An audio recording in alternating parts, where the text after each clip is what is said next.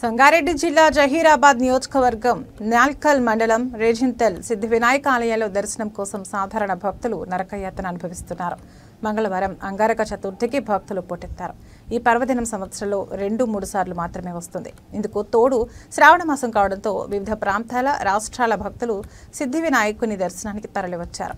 చాలా మంది భక్తులు కాలినడకన ఆలయానికి చేరుకుని గంటల తరబడి క్యూలో నిలిచినారు. ఆలయ ట్రస్ట్ సభ్యుల నిర్వహణ లేమితో కానీ శ్రీ సిద్ధి వినాయకుడి దర్శనం కోసం భక్తుల తోపులాట సంభవించింది. దీంతో వృద్ధులు, చిన్నారులు, మహిళలకు తీవ్ర ఇబ్బందులు తలెత్తాయి.